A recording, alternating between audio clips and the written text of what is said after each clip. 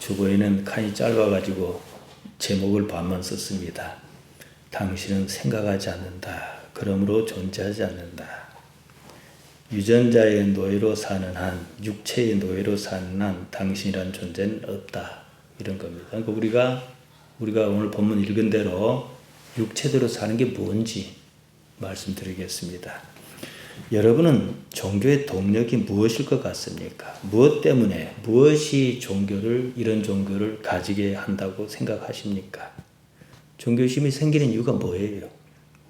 우리가 이를테면 예수님을 믿지 않습니까? 그러면 예수님께서 무엇을 바라 사셨는지 정도는 생각해야 하지 않겠습니까? 그거 따라 하자는 것이 예수님을 믿는다 이 말입니다. 지금 교회라는 데서 그러고 있습니까? 사실 그럼 교회는 아니지요. 무슨 라이온스 클럽이라든가 로타리 클럽이라든가 이것만 또 못해요. 그런 데는 사회적 지탄은 안 받아요. 코로나 퍼뜨리지도 않아요. 큰 문제가 아닐 수가 없습니다. 교회에 나오는 사람 대개는요, 예수님 믿지 않습니다. 자기가 원하는 것을 믿습니다. 종교의 동력은요, 무의식 속에서, 즉 자기도 모르게 일어나요. 자기도 잘 모르는 동기가 있는데 뭐냐? 무엇을 바랄 것인가? 거기서 나옵니다. 보통 흔히 종교라는 것은 이 수준입니다. 불교는요, 인간에게 어째서 괴로움이 있는가 고민했습니다. 애집에서 비롯한다. 괴로움이 애집에 있다. 그랬습니다. 사람이든 돈이든 사랑에서 집착함으로 괴로움이 발생한다. 이렇게 답을 얻었습니다. 그러므로 인연을 끊으면 모든 괴로움이 사라진다. 이것이 불교의 핵심이에요. 인연을 끊는다. 인연을 끊어버리면 무엇이 더 필요한 게 있겠습니까? 속세는 어차피 괴로움의 연속입니다. 괴로움을 유발하는 속세와 인연을 끊는 것이 불교가 이루고자 하는, 불교가 추구하는 유일한 방법입니다. 애집을 근본적인 원인으로 특정했습니다. 퉁쳐서 해결하자 이거지요. 기독교 역시 괴로움 때문에 생겨났습니다. 다만 괴로움을 바라보는 시각은 불교와 다릅니다.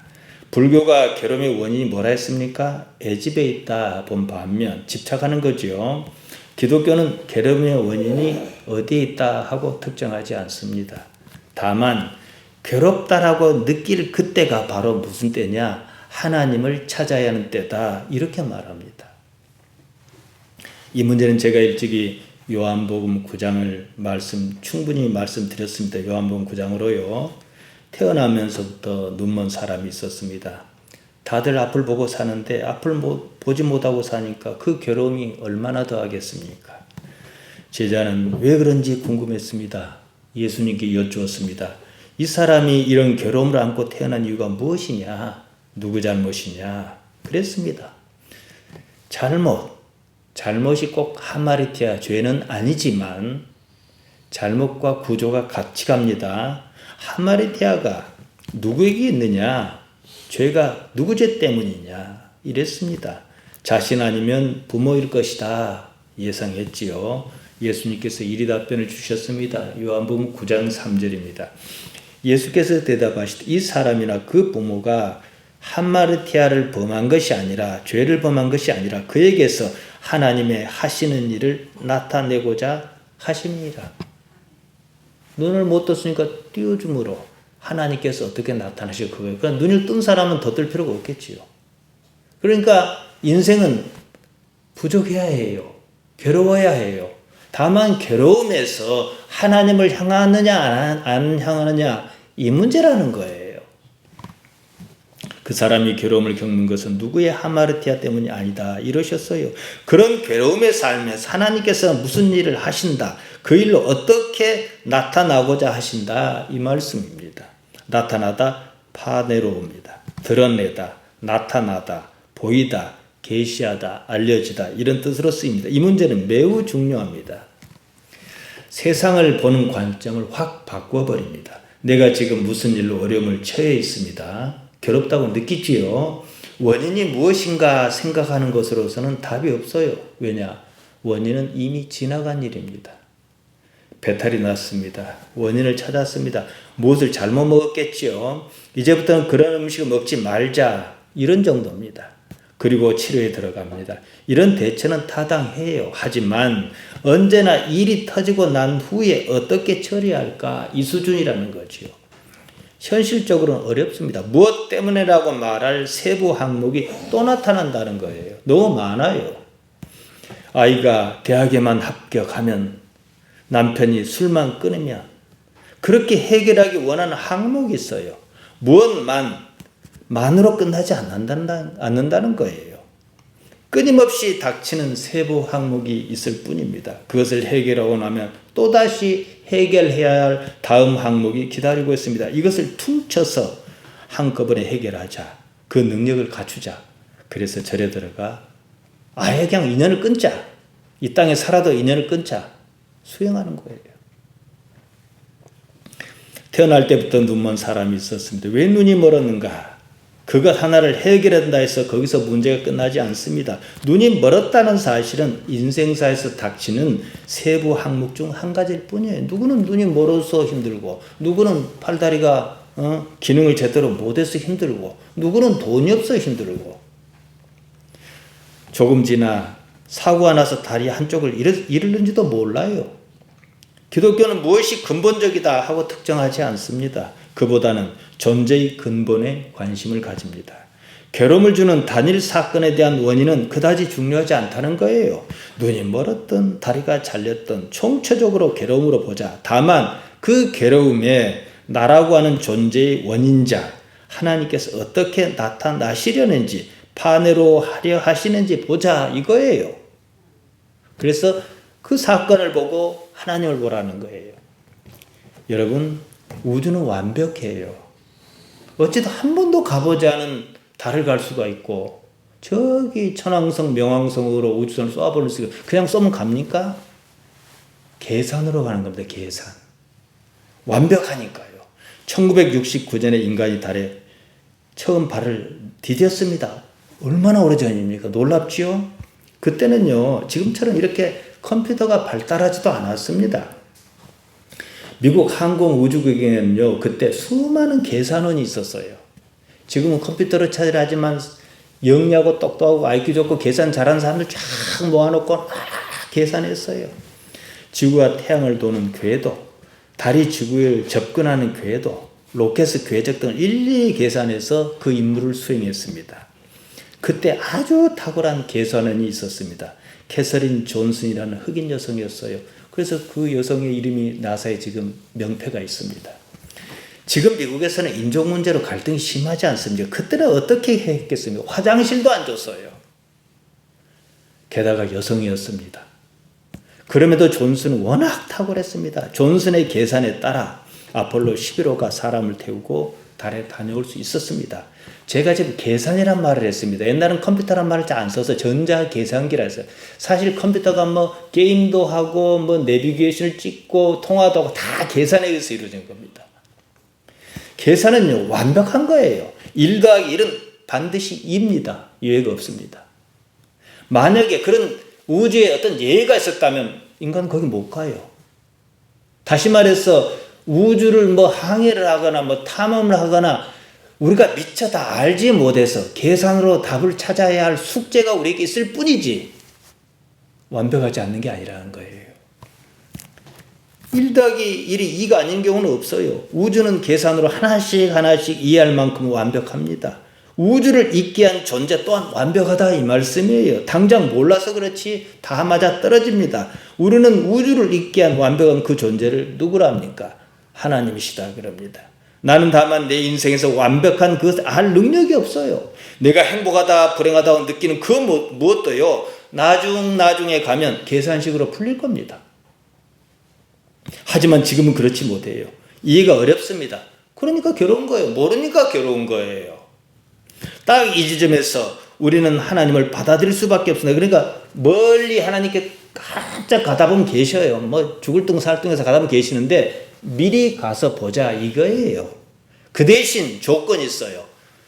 예수님으로 말미암아 계시해 준 말씀을 받아들이라는 거예요. 내 이해를 초월해서죠. 지금 내가 괴롭다고 느끼는 상황에 하나님께서 어떻게 나타나시려는가 이겁니다. 사실 내가 괴롭든 괴롭지 않든 내일 태양은 어김없이 떠오릅니다. 내가 괴롭다고 느끼든 괴롭지 않다고 느끼든 해와 달과 별은 상관하지 않습니다. 나는 우주에서 티끌 같은 존재입니다. 지금 당장 내가 죽어도 저 달은 나의 죽음에 대해서 아무런 관심도 가지지 않습니다. 우주에서 사실 괴로움은 아무런 의미가 없어요. 의미 있는 것은 단 하나, 우주를 있게 한 최초의 원인자, 그분이라는 거죠. 하나님이시죠. 지금 당장 내가 괴롭다고 느끼는 그 사태가 나를 포함한 우주를 있게 한 최초의 원인자를 알게 하려는 것, 그 이유 말고는 없습니다. 지금 내가 이해하지 못하여 괴로운 나의 사태 또한 우주의 완벽한 구조 가운데서 벌어지는 한 사건일 뿐이에요. 잠깐 생각을 바꿔봅시다. 내가 행복하다고 느껴요. 사는 것이 마냥 좋습니다. 무슨 상황을 만나도 불만이 없어요. 그러면 무엇이 나를 이처럼 행복하게 하는가 애써 알려고 고민할까요? 행복하면 그냥 그만이에요. 괴로움은 그 때문에 행복하지 않습니다. 내게서 행복이란 감정을 앗아갑니다. 이런 사태는 단지 무엇을 알게 하는 동력일 뿐이라는 거예요. 이것을 알면은 괴로움이 자기 할 일을 끝냈으니까 더 이상 활동하지 않겠지요. 그 동력을 어디다 쓸 거냐 이 문제입니다. 괴로움을 해결하는 데 쓸 것입니까? 그러면 끝이 없습니다. 다른 괴로움이 다시 등장합니다. 하나님을 아는 데 쓰는 것이 맞습니다. 그래서 호세아는 호세아서 6장 3절에 하나님을 힘써 알자 이렇게 말했던 거예요. 다른 데 신경 쓰지 말아라. 힘써 하나님을 알자. 서두에서 말씀드렸습니다. 환기합니다. 종교의 동력이 무엇인가? 나는 왜 예수님을 믿는가? 끊임없이 질문을 해야 해요. 불교든 기독교든 괴로움에서 시작한다 말씀드렸습니다. 불교는 애집, 집착을 멀리하는 것, 집착의 속세를 떠나는 것에서 해결책을 찾았습니다. 기독교는 해결책이라기보다도 오히려 질문을 던집니다. 괴롭다고 느끼는 바로 그 환경에 하나님께서 어떻게 나타나신지를 보라는 거죠. 아무튼 둘 다 괴로움에서 시작합니다. 인생이라는 게 원래 괴로운 것이다 이거예요. 이에 대해 저는 무엇이 사람을 괴롭게 하는가? 보다 근본적인 질문을 합니다. 괴로움의 바탕이 무엇이 있는가? 두려움입니다. 두려움의 껍질을 벗기면 불안이 도사리고 있다는 말씀입니다. 인간의 불행한 사태가 사실 불안에 있어요. 인간 무의식의 바탕에는 불안이 있어요. 마음의 불안이 두려움을 일으킵니다. 제가 2016년 2월 28일 주일부터 18주를 연속해서 인간의 불안을 설교했습니다. 종교의 동력은 무의식 속에서 이루어지는 동기와 바람입니다. 종교의 동력이 무의식 속에서 발생한다는 사실, 내 의지가 아니라는 거예요. 주의해야 합니다. 여기서 동기가 생기고 바람이 생깁니다. 이 말은 나의 의지가 아닙니다. 나의 의지가 아니면 무엇이 나를 교회로 끌고 왔는가? 두려움이에요. 그 바탕은 불안이고요. 무의식에 쌓인 두려움이 나의 교회에 가라 했습니다. 안 가면 좋지 않을 것 같습니다. 이조차도 종교가 아니에요. 생존 반응일 뿐이에요. 교회에 와야만 두려움이 없다 생각하면 다 교회에 와야지 왜 절에 갑니까? 천국에 가기를 간절히 바라서 지옥에 갈까 싶어서 교회에 나온 사람이 몇이나 있겠습니까? 이런 구조를 이해 못하면 종교에 미혹당하는 거예요. 사기당하는 거예요. 종교가 아닌 것에 사기당하는 거예요. 잘해야 마음의 위로밖에 얻을 게 없습니다. 제가 아는 한 사람이 있어요. 택배 영업소를 크게 합니다. 나름대로 성공했어요. 그 사람도 한참 일이 풀리지 않아 힘들 때가 있었다고 합니다. 택배차 19대를 운영했는데요. 17대가 줄줄이 사고가 났대요. 하다 못해서 교회를 찾았답니다. 옛날에 어렸을 때 교회 간 적이 있으니까요. 그리고는 밤 11시 이전에 저녁밥을 먹어본 적이 없다고 그랬어요. 그리고 새벽 4시면 교회 갔어요. 그러면서 사업이 풀렸다고 그럽니다. 지금은 영업소를 크게 운영합니다. 복 받았다는 거지요. 다른 각도에서 봅시다. 무의식 속에서 두려움이 생겨났습니다. 실패에 대한 두려움, 이러다가 못 살 것 같아요. 생존에 대한 두려움을 느꼈습니다. 그 때문에 교회 찾았지요. 두려움을 어떻게 해소할 것인가, 결국 이 문제예요. 그것만 가지고 종교 아닙니다. 여기서 종교가 한 일은 뭐냐? 우리가 종교라고 생각하는 그것이 한 일은 뭐냐? 하나님께서 사업이 성공하게 해주실 것이라는 것, 자기가 원하는 것, 자기가 믿고 싶은 것, 바라는 것이 맞아 떨어졌습니다. 그런 사업이 망하지 않고 번창하는 것을 바랬습니다. 예수님께서 말씀하신 하나님의 나라는 그런 게 아니에요. 그런 것은 여느 자기 개발서와 맥을 같이 하는 것입니다. 종교여야 할 이유가 없는 거예요. 때문에 요즘은 탈종교화가 일어나고 있습니다. 코로나로 가속이 붙지 않나 싶습니다. 교회 나왔다 해서 그 사람처럼 다 복받는 거 아니에요. 다 그런다면 교회 나와서 복받지 못한 사람이 하나도 없어야 하고 인류 모두가 교회에 바글바글 해야 합니다. 어떤 사람은 복받았다고 어떤 사람은 그래 봤자니까 안 나온 거잖아요. 만약에 교회 나오면 반드시 복받는다 하면 오지 마라 그래도 목사가 오지 마라 그러고 그냥 창피를 줘도 나올 거예요.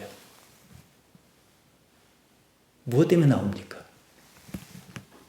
종교 행위가 목표를 설정하고 삶의 의지를 불러일으킨 정도입니다. 하나님께서 복 주실 거야. 자기 생각에 말이에요. 이러면서 열심히 더 일한 거예요.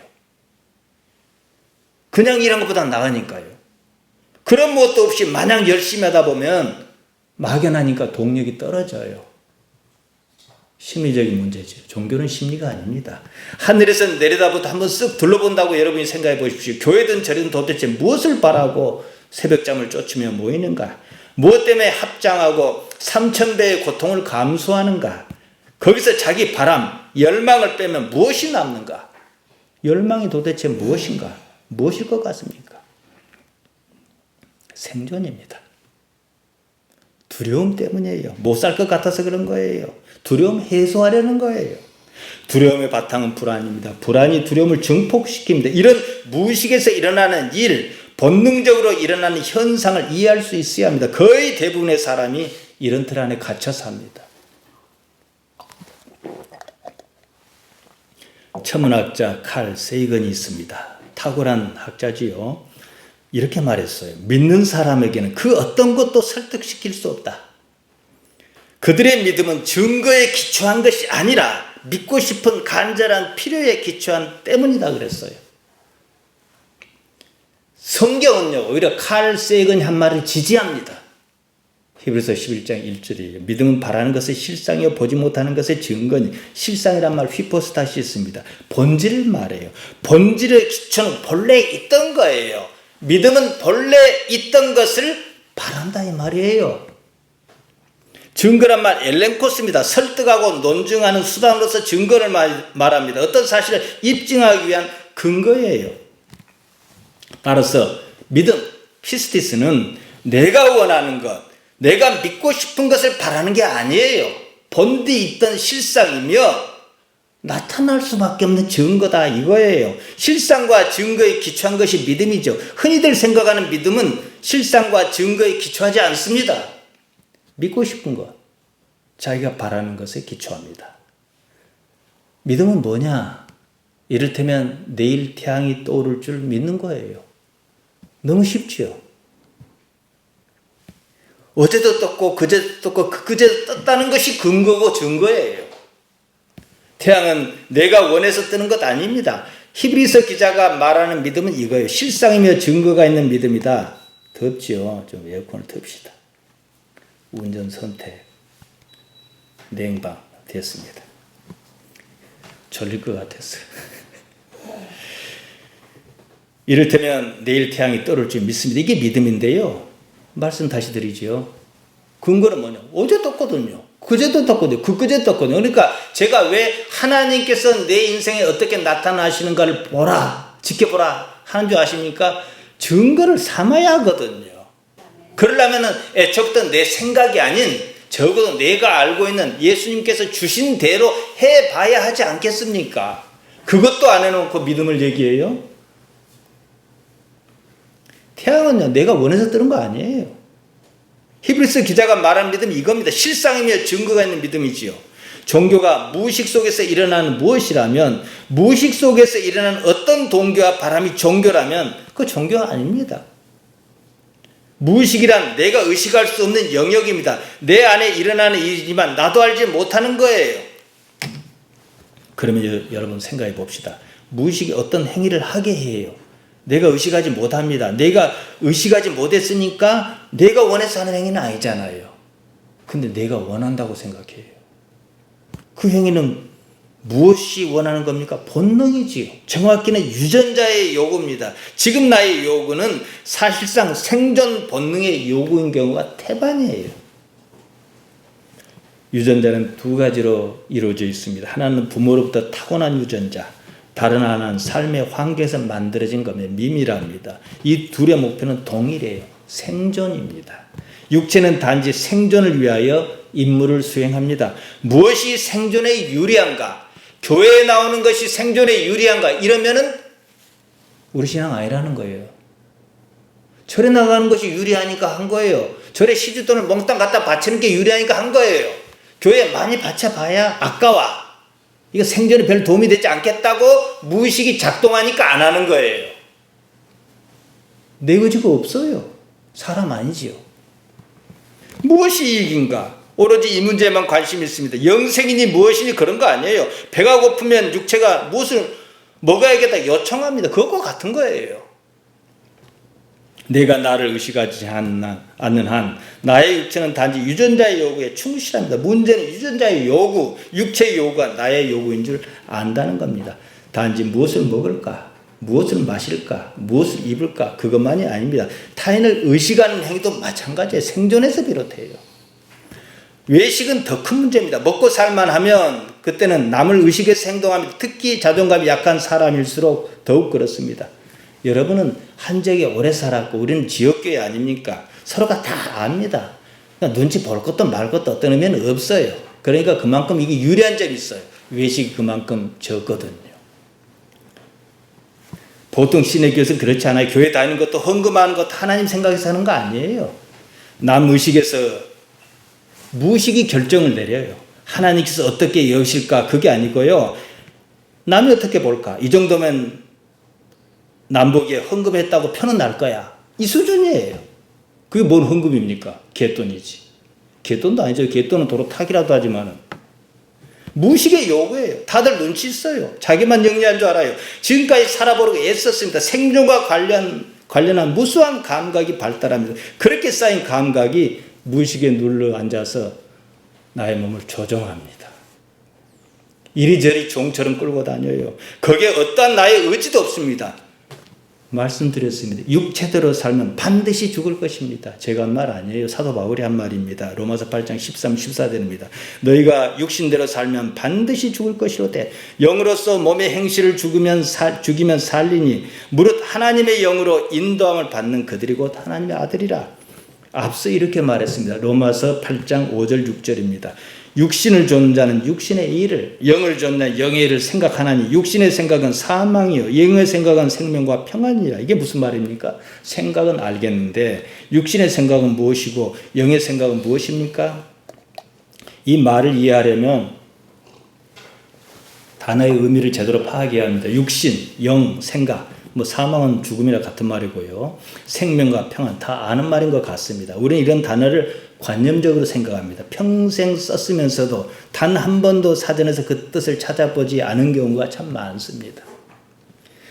영성이든 철학이든 말하는 사람이 자기 의사를 전달할 때는 단어 선택에 매우 신중을 기합니다. 바울이 왜 이런 말을 했는지, 어째서 이런 단어를 선택했는지 따져봐야죠. 육신, 사르크스입니다.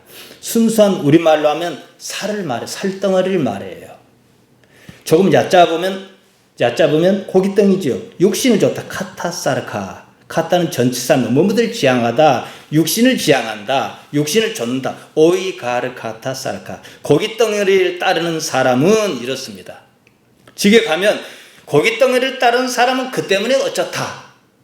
이거죠. 뒤에 나오는 말과 함께 보면 육신을 존다는 말은 육신의 생각을 믿고 따른다는 말이라는 것을 알 수 있습니다. 살덩이가 하는 생각을 자기가 하는 생각인 줄 알고 따른다 이거예요. 육체는 생각이 없습니다. 단지 기계적으로 움직여요. 무의식의 요구를 성실히 수행할 뿐입니다. 이거 생각해야 해요. 어떤 생각인데 또는 이게 내 생각인가? 이 고깃덩이 사르크의 생각인가? 생각해야죠. 여러분에게 어떤 생각이 떠오르죠? 대부분의 경우 여러분 그 생각을 자기가 하는 생각이라고 믿습니다. 사실 아니에요. 무의식이 만들어낸 환상입니다. 이야기입니다. 그러면 그것을 믿으면 죽는다 이 말이에요. 지금 사도 바울이 하는 말이요. 왜냐? 이 몸은 죽거든요. 몸과 함께 무의식의 생각도 죽습니다. 당연하지요. 생각 프로네마입니다. 동사로 생각하다 프로네오입니다. 영 푸뉴마예요. 영이 무엇인지 일찍이 제가 자세히 말씀드렸습니다. 간단히 말씀드려 영은 육신이 아닌 거예요. 아까 무의식이든 다 육신에 속해 있는 거예요. 감정도 육신에 속해 있는 거예요. 그렇다고 영은 무의식도 아니거든요. 다른 무엇입니다. 육신은 때가 이르면 죽지만 영은 결코 죽지 않는다. 이게 우리 기독신앙 아니겠습니까? 사도 바울도 이런 맥락에서 말했습니다. 육신의 생각이라 했습니다. 정확히는 무의식에서 나온 사르크스에서 나온 육신의 생각이죠. 정신, 혼, 마음 이런 거 다 무의식에서 관장합니다. 바울의 말대로 하자면 육신의 생각 범주 안에 드는 거예요. 감정과 관련이 있습니다. 사도 바울이 육체의 생각과 영의 생각이란 말했습니다. 육체의 생각은 그렇다 치고 영의 생각은 도대체 무엇인가? 간단히 말씀드려 하나님의 생각이에요. 사실 이게 핵심입니다. 영을 알고 그 생각을 안다는 것은 이미 육체의 세계를 초월할 조건을 갖추고 있다는 말과 같습니다. 적어도 자기 육체가 무슨 생각을 하는지 안다는 말이기 때문입니다. 여기서 영이 무엇이라고 백날 말씀드린들 별 의미가 없어요. 왜냐? 당장 귀에 잘 들어오지 않습니다. 삶의 모습은 육체로 이루어지기 때문입니다. 고민했어요. 누구나 잘 살고 싶어 합니다. 이것을 기반으로 말씀드린 게 좋겠다 싶습니다. 잘 살고 싶으면 무엇을 해야 할까요? 잘 판단해야 합니다. 그렇지 않겠어요? 잘못 판단하면 잘 살 수 없어요. 그때 내가 왜 그런 판단을 했을까? 못 살고 있다 이 뜻이지요. 잘못 판단한 것 결국 하마리티아를 불러일으킵니다. 여기서 뭐 운이라든지 내가 어떻게 해볼 수 없는 문제는 제외합니다. 미국에서는요. TED, 테드 강령이라는 유명 강연 프로그램이 있습니다. 줄리아 갈렙이라는 여성이 출연했습니다. 제목이 상당히 인상적이었습니다. 당신이 틀렸음에도 옳다고 생각하는 이유. 어째서 인간은 잘못 판단하는가? 이 문제를 강연을 했어요. 제가 2017년 5월 12일 서울 집회에서 이것을 인용하면서 인간의 이런 구조적인 문제를 여러 각도로 제가 다룬 적이 있습니다. 핵심은요. 거기서도 믿고 싶은 건 정해져 있다는 거예요. 무의식의 요구를 수행하는 것이 보통 인간의 목표란 겁니다. 그런 구조에서 나라는 것은 본질적으로 존재하지 않습니다. 그래서 제가 제목을 그렇게 단 겁니다. 오늘요. 사도 바울이 말한 대로 육체를 좇는 사람이요. 그 사람은 당연히 영의 요구가 무엇인지 알 수가 없어요. 영의 요구가 무엇인지는 몰라도 육체의 요구가 무엇인지는 알아야 하지 않겠느냐는 거예요. 반대 개념으로 뒤집으면 돼요. 그럼 가닥이 잡히겠죠. 줄리아 갈렙은 이런 질문으로 강연을 시작합니다. 당신은 무엇을 갈망합니까? 당신의 자신의 믿음을 지키기를 갈망합니까? 아니면 가능한 한 세상을 정확하게 보기를 갈망합니까? 갈렙은 프랑스에서 실제로 있었던 일을 예로 들었습니다. 1894년 프랑스 참모부 장교가 쓰레기통에서 종이쪽지 한 장을 발견했습니다. 몇 번 이렇게 찍힌 종이에요. 대수롭지 않게 여겼어요. 근데 그 가만히 보니까, 저 앞에서 보니까 군사 기밀을 적에게 넘기는 그런 내용이다 싶은 거예요. 대대적인 조사를 벌였지요. 한 사람을 찾았습니다. 알프레드 드레피스였습니다. 드레피스는 신실한 사람이었어요. 믿을 만한 사람이었습니다. 어떤 범죄 기록도 없고 그럴 만한 동기도 없었습니다. 하지만 드레피스는 장교 중 유일한 유대인이었습니다. 당시 프랑스 군대에서는 반유대주의가 만연했습니다. 그들은 드레피스의 필적과 종이에 적힌 필적을 대조했습니다. 똑같다는 결론을 내렸습니다. 외부 필적 전문가가 드레피스의 필적과 다를 수 있다고 했지만 그 말에 아무도 귀를 기울이지 않았습니다. 그들은 드레피스가 거주하는 아파트를 뒤졌습니다. 간첩 행위를 하였다는 증거를 찾으려 했습니다. 아무것도 찾을 수 없었으면 그러니까 또 확신이 강해지는 거예요. 그들은 드레피스가 미리서부터 모든 증거를 완벽하게 감출 정도로 영리하고 교활하다 이렇게 생각했습니다. 다른 범죄 혐의를 찾으려고 학교 생활 기록부까지 뒤졌습니다. 그가 학교에서 외국어를 배웠다는 사실을 알았어요. 간첩으로서 필수 조건 아니겠습니까? 외국 정부와 음모를 꾸미려 한 것이 분명합니다. 드레피스를 가르쳤던 선생은 그가 기억력이 좋기로 유명한 학생이었다고 말합니다. 이제 틀림없는 거예요. 간첩치고 기억력 나쁜 사람은 없어요. 없는 것도 왜 하니까. 결국 드레피스는 종신형을 선고받았습니다. 그들은 드레피스를 광장으로 데리고 나갔습니다. 그가 입은 장교 제복 휘장을 찢고 칼을 두동강에 내어 수모를 줬습니다. 이것을 후세에 뭐라냐? 드레피스의 수모란 말이 나옵니다. 드레피스는 악마의 섬에 갇혔습니다. 빠삐용 생각하시면 돼요. 남아프리카 해안의 황량한 바위섬이었습니다. 거기서 홀로 지냈어요. 정부의 편지를 쓰고 또 썼습니다. 무죄다. 사건을 재심해달라. 결백을 증명해보려고 애썼어요. 허사였습니다. 정부는 이 사건을 그냥 묻어버렸습니다. 여기서 궁금한 점이 있습니다. 어째서 그들은 그토록 드레피스가 유죄라고 그런 확신에 집착했는가, 이 점입니다.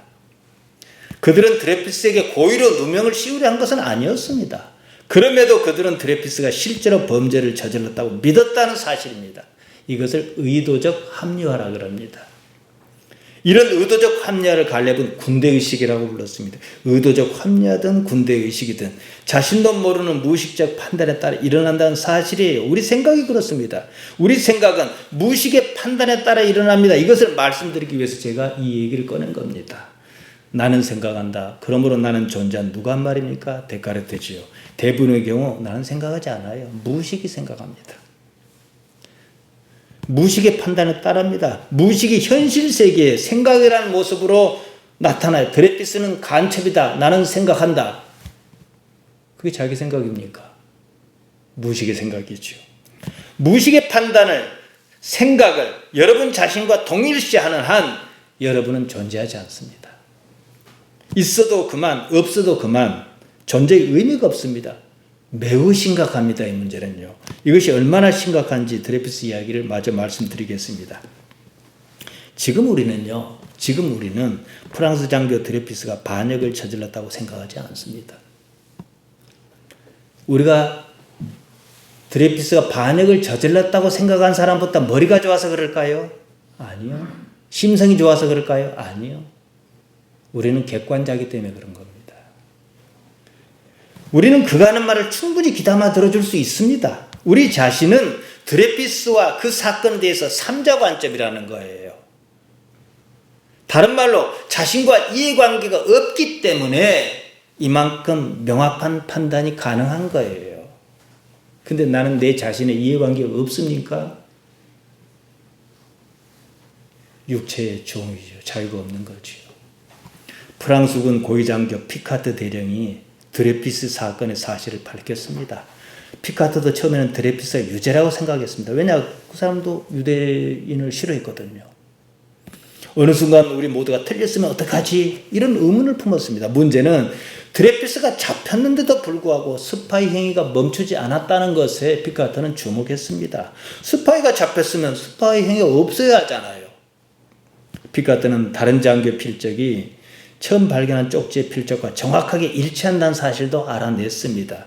그는 자신이 조사한 사실을 상부에 보고했습니다.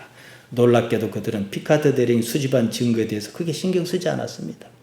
오히려 자신들의 믿음을 깨고 싶어 하지 않는 듯 했습니다. 합리화할 구실을 찾았습니다. 피카트가 알아낸 스파이 행위는 또 다른 스파이 짓이라고 그랬습니다. 드레피스가 잡힌 후 다른 스파이가 바통을 이어받아 드레피스의 필체를 흉내낸 것이다 그랬습니다. 우여곡절 끝에 드레피스는 무죄로 풀려났습니다. 10년이나 지난 뒤였습니다.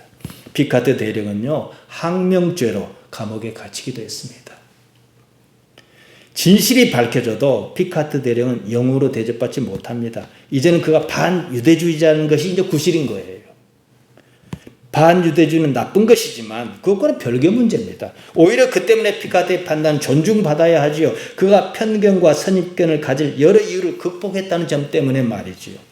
진실을 위한 피카트의 투쟁은 다른 모든 것을 초월했습니다. 이런 점을 갈렙은 정찰병 정신이다 이렇게 표현했습니다. 제가 하는 말로는 삼자 관점이지요. 자기를 객관화시켜 볼 능력이, 그런 노력을 하지 않으면요, 그냥 동물로 사는 겁니다. 하나는 맞고 다른 하나는 틀리다 생각하게 만드는 게 아니에요. 진짜로 저게 무엇이 있는가 보려는 자세, 가능한 정확하고 정직하게 그것이 비록 보기에 흉하고 불편하고 즐겁지 않더라도 말이죠. 간혹 사람 중에는 자신의 편견과 선입견을 뛰어넘고자 하는 사람이 있습니다. 가능한 한 객관적으로 사실을 보고 증거를 찾으려고 노력합니다. 문제는요, 감정이에요. 누군가는 참 싫습니다. 누군가는 좋아요. 이미 감정이 결정해버린 거예요. 내가 결정한 거 아니에요. 무의식이 어떤 이유로 쌓인 감정, 묵은 감정으로 결정한 거지요. 이처럼 판단에 기반한 감정이며 그 감정은 무의식이 생각이라는 이름으로 현실 세계에 나타납니다. 이때 그런다면 그 사람의 존재 의미는 없는 거예요. 무언가 나를 조종하고 나는 거기 따라 사니까요. 살아있어도 죽은 것입니다. 유전 명령의 농간을 믿은 거예요. 바울이 한 말에 따르면 육체의 생각대로 산 거지요. 줄리아 갈렙은 올바른 판단을 위하여 두 부류의 병사를 등장시켜 구분합니다. 전투병과 정찰병이다. 전투병사는 얼마나 긴장하겠습니까? 반사적 작용에 따라 행동합니다. 자신과 아군을 보호하려는 거죠. 반면 정찰병은요, 상황을 정확하게 판단하는 게 목표예요. 거기에는 감정이 없어요. 좋은 판단력을 가지는 것과 정확한 예측, 합리적인 결정을 내리는 건 다른 문제입니다. 어떤 태도를 가지고 있느냐는 거예요. 정찰병에도 물론 감정은 있죠. 그 감정은 호기심이에요. 저게 무엇이 있나 이거예요. 저것이 나한테 이긴가 아닌가 아니에요. 그 판단은 다른 사람이 하는 거예요. 높은 사람이. 저는 이 부분에서 예수님 말씀이 생각났습니다. 마가복음 10장 15절에 보면 하나님의 나라를 어린아이와 같이 받들지 않으면 들어갈 수 없다 그랬습니다. 어린아이의 감정 세계는요, 특별한 목적이 없어요. 호기심 우선입니다. 이익 우선이 아니에요. 호기심 우선이라는 거죠. 그들은 새로운 정보를 배우거나 그러한 과정에서 느끼는 즐거움이란 감정이 있죠. 그들은 예상과 다른 상황을 접했다 할지라도 문제가 없어요. 근데 나는 이렇게 예상하는데 상황이 다른 거예요. 그럼 문제가 없어요. 왜냐? 호기심이 더 커질 테니까요. 정찰병은 자신의 믿음을 시험하는 것이 더 가치 있다고 생각합니다. 무엇보다도 자기 생각을 바꾸는 것이 나약한 일이 아니라고 여긴다는 거예요. 정찰병은 무엇보다 현실적입니다. 한 인간으로서의 자아는 어떤 주제에 얼마나 옳고 그른지에 달려있지 않습니다. 자신의 판단이 틀렸다는 결론이 나와도 기분 나빠하거나 바보라거나 생각하지 않습니다. 이런 성향의 사람이 올바른 판단을 기대할 수 있다는 것입니다. 이런 성향은 지식과 역량과는 근본적으로 관련이 없습니다. 상황을 어떻게 보느냐 이거죠. 개인적으로 더 좋은 판단을 하고 싶다면 우리에게 필요한 것은 논리적 지침이나 화려한 수사나 확률이나 경제학이 아니에요. 그것은 중요하긴 해요. 그러나 그러한 도구를 잘 이용하기 위해서 가장 필요한 것은 정찰병의 마음이라는 거죠. 자신이 어떻게 느끼는지 바꿀 필요가 있습니다. 우리의 믿음과 다른 정보를 마주 대했을 때 방어심보다는 호기심을 느낄 줄 알아야 한다는 거예요. 새로운 사실이 오면 이 본능이 저건 싫어. 그러니까 싫어해야 돼. 이렇게 하는 게 아니라 일단은 호기심을 먼저 느끼는 게 중요하다는 거예요. 갈렙은 이렇게 정리를 했어요. 무엇을 갈망합니까? 자신의 믿는 것을 지키기를 원합니까? 아니면 가능한 정확하게 세상을 보기를 원하니까? 이렇게 질문을 던졌어요. 근데 저는 그걸 가만히 보면서 좀 다른 걸 느꼈어요. 어떤 강연자가 나오면 마지막에 막 일어서고 미국 사람들 그러잖아요. 박수치고 막 환호하는데 좀 덜해요. 근데 이런 표정이 좀 많아요. 왜냐? 여전히 자기가 믿고 싶은 것을 깨고 싶어 하지 않는 눈치였습니다. 이 문제는 죽날까지 이어집니다. 종교는 이 문제입니다. 여기서 깨어나지 않으면 동물처럼 살다 맙니다. 자신의 내면 세계를 들여다볼 줄 아는 사람의 세계만이 그 사람에게만이 가능성이 열려 있습니다. 그러지 못한 사람의 세계는 그만큼 닫힌 세계일 수밖에 없고 기계적으로 유전 명령에 의해서 작동할 수밖에 없다는 거죠. 로마서 8장 5절에서 7절입니다. 육신을 좇는 자는 육신의 일을, 영을 좇는 자는 영의 일을 생각하나니 육신의 생각은 사망이요 영의 생각은 생명과 평안이니라. 육신의 생각은 하나님과 원수가 되나니 이는 하나님의 법에 굴복지 아니할 뿐 아니라 할 수도 없습니다. 지금까지 제가 드린 말씀을 충분히 숙지하셨으면 이 말씀이 와닿을 겁니다. 궁극적으로 살리는 것은 영이에요. 육신은 무익합니다. 제가 이 육체를 뭐라 했습니까? 영의 숙주다. 이렇게 말씀드린 적이 있어요. 요한복음 6장 63절입니다. 살리는 것은 영이니 육은 무익하니라. 내가 너희에게 이른 말이 영이요 생명이라 이러셨어요. 예수님의 존재의 목적이 담긴 말씀입니다. 예수님께서 살리는 것은 영 푸뉴마라 그러셨습니다. 육체 사르크스는 무익하다. 욱 오펠레이 아무런 유익이 없다. 이러셨습니다. 예수님께서 우리에게 이르신 말씀은 육체를 위한 말씀이 아닙니다. 영이요 생명이라 그러셨습니다. 육체는 죽습니다. 그래도 사는 것은 영뿐입니다. 사르크스 뭐라 했습니까? 살이라서 살. 고깃덩이다 이 말이에요. 생각이 어디서 나와요? 고깃덩이한테 나와요. 영에서 나온 거 아닙니다, 여러분. 지금 여러분은 무엇을 위해서 합니까? 육체를 따라 살면 바울이 로마서 8장 13절에서 말한 대로 반드시 죽을 것입니다. 그런 삶에는 생명이 없습니다. 생명이 없으니까 당연히 평안도 없지요. 심지어 하나님과 원수로 살아야 합니다. 그저 유전자의 명령에 따라 노예로 살다 마는 거예요. 오늘 제가 여기까지 하겠습니다. 다음 시간은 생각의 구조. 과연 나는 스스로 생각하는가? 나에게 자유가 있는가? 이것을 말씀드리겠습니다. 육신의 요구에 굴복하지 말기 바랍니다. 그러면 반드시 죽습니다. 희망도 없고 평안도 없습니다. 결국 노예 삶입니다. 자기 감정을 믿지 말라는 거예요. 들여다보라는 거예요. 그 감정은 무의식이 뱉어내는 감정입니다.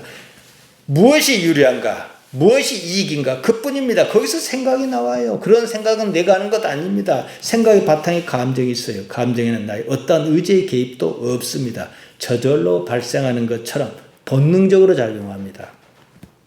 감정의 바탕에 무의식이 있어요. 무의식의 목표가 뭐라 했습니까? 생존입니다. 운전하는 사람들은 이해를 해요. 고속도로를 빠져나가면 램프를 휙 돈단 말이에요. 생각 없이 돌아요. 그럼 누가 해요? 몸이 해요. 우리 생각도 생각 없이 생각합니다. 무엇이 이익인지, 무엇이 손해인지 거기 따라 작동하는 거예요. 거기다가 브레이크를 거는 것은 누구냐? 뭐라고 설명을 못해도 영의 영역이 브레이크를 걸어요. 왜 꼭 그래야만 하는데 하지요. 무의식의 목표는 생존입니다. 무의식을 지배하는 것도 유전자예요. 타고난 유전자와 삶의 환경에 따른 문화적 유전자가 동시에 협업해서 작용합니다. 유전자의 코드는요, 이진법이에요. 좋다, 싫다. 이거밖에 없어요. 그리고 이게 무수하게 조합해서 이제 다양한 것처럼 나타날 뿐이죠. 핵심은 간단해요. 생존에 무엇이 유리한가 이겁니다. 여기에 이르면 생각은 과연 내가 하는 것인가? 생각해야 하는 거예요. 무슨 조건에 따라 반응하는 코딩 같은 것은 아닌가 하고 말이죠. 순수하게 내가 생각하는 경우는요, 거의 없습니다. 완전히 없는 건 아니지만, 그 조금 있는 그 부분을 이제 살려내려고 제가 이렇게 애쓰는 거예요. 순수하게 내가 생각하는 경우는 거의 없어요. 오히려 내가 할 수 있는 일, 그와 같은 현실을 알아차리는 거. 이건 내가 할 수 있어요. 내가 이런 생각을 하구나. 이건 내가 할 수 있잖아요. 그리고는 그러한 구제에 따라 반응하기를 거부하는 것입니다. 육체에 따라 살지 않으려는 최초의 시도를 하는 셈이지요. 그러면 충분히 영적인 사람입니다. 하나님께 속한 영의 사람으로 살기를 예수님의 이름으로 부탁드리며 축복합니다.